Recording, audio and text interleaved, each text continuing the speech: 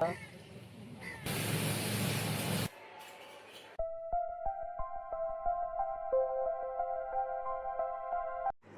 Guys, welcome back to my channel. আমি মহিমা। আমার আর একটা নতুন ব্লগে সবাইকে স্বাগত জানিয়ে ব্লগটা শুরু করছি।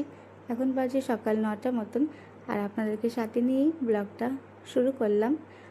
আর আমার ব্লগ যদি ভালো লেগে যায় তো অবশ্যই চ্যানেলটা সাবস্ক্রাইব করবেন আর একটা লাইক করবেন। আর এই যে আমার ছোটো মেয়ের খাবার বানিয়ে ওকে খাইয়ে দিয়েছি, আবার রান্নাঘরে চলে এলাম, বসিয়ে দিলাম কড়াই দিয়ে দিচ্ছি সামান্য একটুখানি তেল, আর কেটে রেখেছি পেঁয়াজ আর কাঁচা লঙ্কা।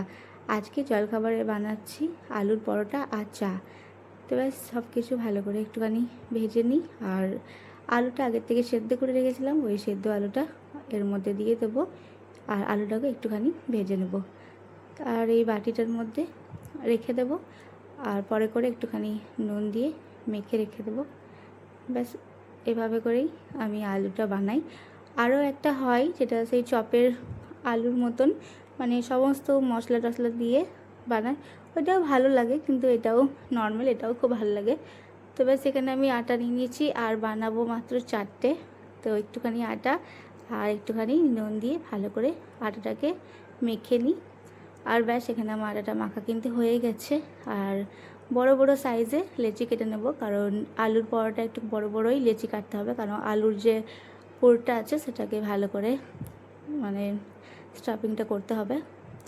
তো যাই হোক, এখানে আমার লিচিগুলো একদম গোল গোল করে কেটে তারপর একটুখানি দিয়ে দেব আটা। আর এদিকটায় আমি আলুটা মেখে রেখেছি, একটুখানি নিয়ে নিয়েছি আটা, আর একটা লেচি নিয়ে এর মধ্যে আটার মধ্যে দিয়ে ভালো করে একটা শেপ করে নেব, গোল গোল করে। ব্যাস শেপ করা হয়ে গেছে। আর এর মধ্যে সামান্য একটুখানি আলু দিয়ে এর মুখটাকে একটু বন্ধ করে দেব। ব্যাস তাহলে হয়ে গেল এখানে। আর এইভাবে করেই সমস্ত যে লেচিগুলো আছে সেগুলো বানিয়ে নেব, আর তারপর এক এক করে সব কিছু বেলে নেব। তাহলে এখানে পরোটা আমার কমপ্লিট হয়ে যাবে।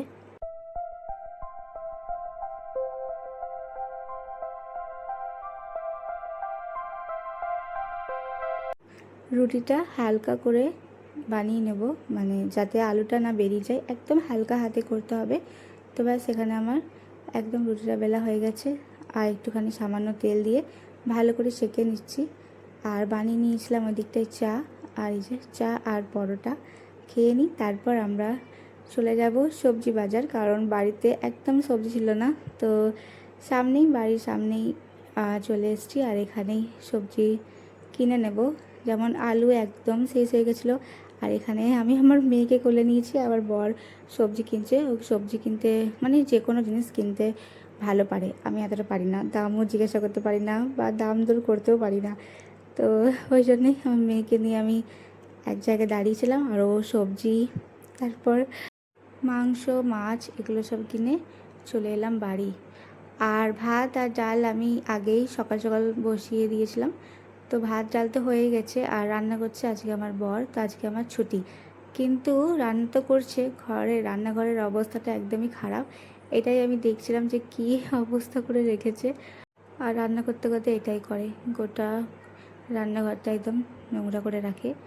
আর আমি সব কিছু পরিষ্কার করে রেখে দিচ্ছিলাম, মানে চিনির কৌটোটা ওইখানটায় রাখি, ওই যে এলাইচির যে বক্সটা, আর মশলার জিনিসগুলো গুছিয়ে রাখছিলাম, আর এই নুনের কৌটোটাও রাখছিলাম। সমস্ত সব কিছু ঠিক করে গেছিলাম, কিন্তু কিছুক্ষণ পর আবার এসেছি, আবার দেখছি যেমন ছিল আবার সেম টু সেম অমনি হয়ে গেছে। আর নুনের কৌটোগুলো বা হলুদের কৌটোগুলো ভালো করে লাগাইনি। তো ব্যাস এগুলোতে এখন আমি ঠিক করে দিলাম। আর পরে করে আমি আবার আসবো, তখন দেখবো যে আবার রান্নাঘরটা নোংরা করে দিয়েছে। আর এই যে বানাচ্ছিল মাংস, আর খুব ভালো টেস্টি মাংস রান্না করে। তো ব্যাস আমি আবার একটু পরে এলাম, এই যে আবার নোংরা করে দিয়েছে রান্নাঘরটা। তো আমি ভালো করে একবার পরিষ্কার করে নিই পুরোটা। আর রান্না কমপ্লিট হয়ে গেছে, সেই কারণে ভালো করে একটুখানি মুছে তারপর চারিদিকটা পরিষ্কার করে নিই। নাহলে এত নোংরা তো মানে আমি কখনোই করি না এত নোংরা, কারণ আমার তো অভ্যাস আছে যে রান্না করতে করতেই রান্নাঘরটা পরিষ্কার করো। আর প্রচণ্ড গরম লাগছিল, তো সেই কারণে চুলটা উপরে করে বেঁধে নিয়েছি। আর কিছু কাজও করছিল না মাথাটা, যে এতটা বেশি নোংরা হয়ে গেছে। তো ব্যাস আমি এগুলো সব এক এক করে সব পরিষ্কার করে দিই। আর এই যে মাংসটা ওই দিকটা রেখে দিলাম যাতে গ্যাসটা ভালো করে মুছে নেব। আর এই ঝুড়িটার মধ্যে যত সবজির খোসাগুলো ছিল ওইখানে রেখে দিলাম। আর যেই জিনিসপত্রগুলো বের করেছে সেগুলো গুছিয়ে গুছিয়ে রেখে দিয়েছি। আর গ্যাসটা ভালো করে পরিষ্কার করবো, কারণ গ্যাসের অবস্থা একদমই খারাপ। আর কাপড়গুলো একটুখানি গুছিয়ে গুছিয়ে রেখে দিচ্ছি, মানে রান্নার যে কাপড়গুলো। আর এই যে গ্যাসটার খুবই খারাপ অবস্থা, আর সেই কারণে একটা স্কচ ব্রাশ দিয়ে ভালো করে ঘষে ঘষে তুলে নেব। কারণ আজকে ভাতটা বসিয়েছিলাম, তো ভাতের ফেনাটাও পড়েছে, সেই জন্য পুরো নোংরা হয়ে গেছিলো গ্যাসটা। আর একবার এই যে ভালো করে পরিষ্কার করে নিই। আর জানলাটাও পরিষ্কার করে নেবো, কারণ ওখানেও তেলের ছিটা পড়েছে, ওই জায়গাটাও ভালো করে পরিষ্কার করে নেব। আর এই যে গ্যাসটা আমার পরিষ্কার হয়ে গেছে, তেলটাও ঠিক করে দিলাম, জলের জগটাও ঠিক করে আরেকবার ভালো করে শুকনো করে মুছে নিই। আর গ্যাসের যে উনুনগুলো আছে সেগুলো ওর মধ্যে বসিয়ে দেব, তাহলে আমার রান্নাঘরটা কমপ্লিট হয়ে যাবে।